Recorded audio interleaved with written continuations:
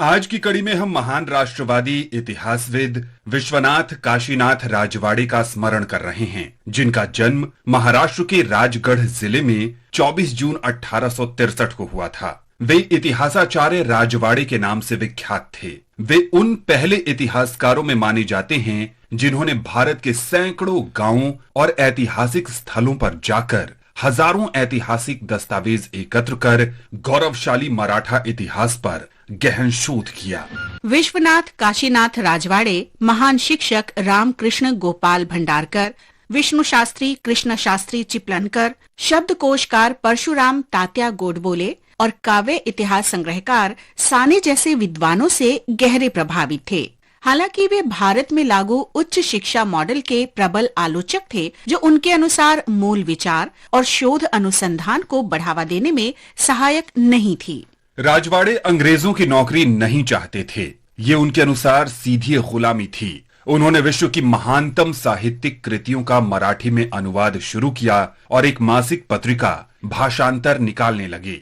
इस पत्रिका के माध्यम से उन्होंने प्लूटो, अरस्तु और एडवर्ड गिब्बन जैसे पश्चिमी दार्शनिक और विद्वानों तथा शंकराचार्य जैसे भारतीय मनीषियों की कृतियों को मराठी में उपलब्ध कराया।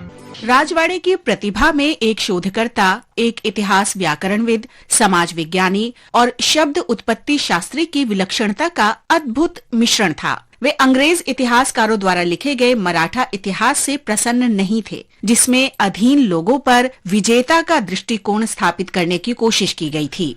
राजवाड़े एक निष्पक्ष दृष्टिकोण रखना चाहते थे। इस उद्देश्य से उन्होंने पूरे महाराष्ट्र क्षेत्र का भ्रमण किया और प्राप्त निष्पक्ष जानकारी के आधार पर उन्होंने मराठांच्या इतिहासाची साधने यानी मराठाओं के इतिहास के स्रोत के 22 खंड प्रकाशित किए। उन्हें ज्ञानेश्वरी का प्राचीनतम भाष्य मिला और उन्होंने इसका आरंभिक व्याकरणीय स्वरूप सामने रखा। राजवाड़े ने जयराम पिंडे के राधा माधव विलास चंपू का संपादन किया, जिसका कर्नाटक के समकालीन इतिहास पर विशेष प्रभाव रहा है। 1910 में राजवाड़े ने पुणे में भारत इतिहास संशोधक मंडल की स्थापना की और अपने सभी कार्यों और ऐतिहासिक दस्तावेजों को इस मंडल के संरक्षण में रखा। मनीषी संत सरीखे विद्वान तथा अपनी सादगी, अथक परिश्रम और अनवरत भ्रमण के लिए विख्यात राजवाड़े का 31 दिसंबर 1921 को निधन हो गया।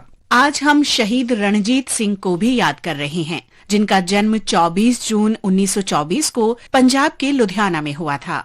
रणजीत सिंह शुरुआत में ब्रिटिश भारतीय सेना में कार्यरत थे, लेकिन उन्होंने 1942 में सिंगापुर में इंडियन नेशनल आर्मी ज्वाइन कर ली और गांधी ब्रिगेड में एक सिपाही के रूप में काम करने लगे। 1944 में म्यांमार के अराकान में मित्र देशों की सेना से मुकाबला करते हुए उनका निधन हो गया। आज हम कमरुद्दीन खान को भी याद कर रहे हैं, जिन्होंने 1857 में आजादी की पहली लड़ाई में भाग लिया था। कंपनी की सेना ने एक हमले के दौरान उन्हें पकड़ लिया और उन पर विद्रोहियों की मदद करने और उन्हें अंग्रेजी शासन के खिलाफ भड़काने का आरोप लगाया गया। खान को 10 साल के लिए काला पानी की सजा सुनाई गई। अंडमान द्वीप के कारावास में ही 24 जून 1859 को उनका निधन हो गया।